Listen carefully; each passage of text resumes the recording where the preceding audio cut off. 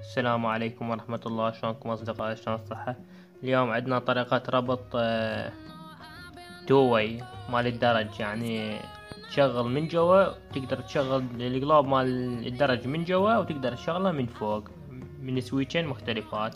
طريقة كلش بسيطة. عندك هنا سويتش، هسه أنا راح أشرح لكم على الورق. عندك هنا سويتش الجوا، وهنا السويتش الفوق أو بالعكس بكيفك. المهم واحد من السويتشات فيه 3 بنات، 1 2 3، يعني لين هاي الرجل اللي صايرة، هذا رسم المربع هذا تخيل على ظهر السويتش.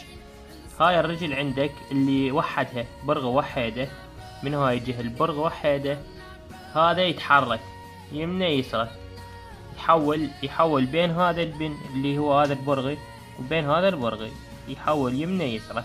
طبعا شرح هذا البسيط للمبتدئين. هذا كذلك البرغي يحول، اللي وحده يحول من اليمنى لليسرى، يحول البراغي تتصل الكهرباء. المهم هسه هنا عندنا الأهم شيء تجيب الربط مالتك، لأن البراغي التنين الفوق صايرات من فوق، اثنيناتهم تجيبهن تربطهن ويا هاي، توصلهن وايرات من هنا لهنا.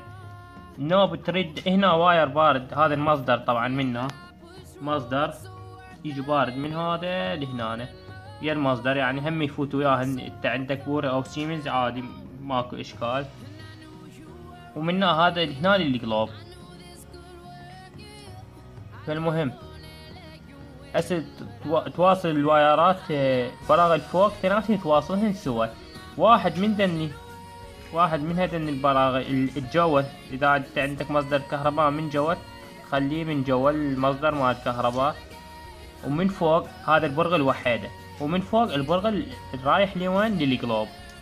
راح من تشغل راح يحول، اذا حول لهنا، اذا هسه حول لهنا وحول لهنا، يعني هاي الكهرباء طبت دخلت من هذا، وين طلعت من هنا، وين راحت لهنا، اتصلت راحت للقلوب واشتغل. بينما من تتحول هاي لهنا، طفوا هاي الدقمة، طفيتها، وين راح تتحول لهاي الجهة، طفى القلوب. اللي جوا يريد يعلقه هم يدوس الدقمة راح تتحول هاي لهاي الجهة، راح يشتغل القلوب وهكذا. هسه هاي عندي شرح هنا على السويتش هذا. طبعا هو هذا سويتش رباعي من ذن القديمات، بس انا سويت عليه شرح لان يعني على مود ايش دقمتين، دقمة واحدة ونفس الشيء. انا هسه استعملت هاي وهاي. عندي هنا سيريز جلوب، وهذا من هنا اتفقنا. راح يعتبر هذا السيريز المصدر والجلوب يعني. المهم هسه هذا الجلوب ربطناهن من هنا، دقمة مطفيات اثنيناتهن او معلوقات اثنيناتهن ما يشتغل. طف وحدة من عندهن اشتغل القلوب، تعلق وحدة طف القلوب. هسه هذا الربط موضح قدامكم. لان البنات هاي البنة الوحدها وين رايحة للقلوب، او نعتبر هذا الاحمر مصدر داخل لهنا، وهذا شنو الاسود خروج اللي هو همين من البنة لوحدها. دقم لان محكوسات. هاي الدقمة البرغ الوحيدة، طبعا هاي ما لنا دخل بها. هاي شوف هذه منها هاي الجهة، هاي الدقمة لوحدها، وهاي الدقمة، هاي كذلك هاي مفصولة هيجي. فالكهرباء من تدخل لهنا هسه لوين جاية، مثلا تقريبا نعتبرها جاية البنة، اللي هاي البنة اللي هنا رايحة متصلة ويا هاي، بس هذه متصلة ويا هاي، فلذلك ما تشتغل.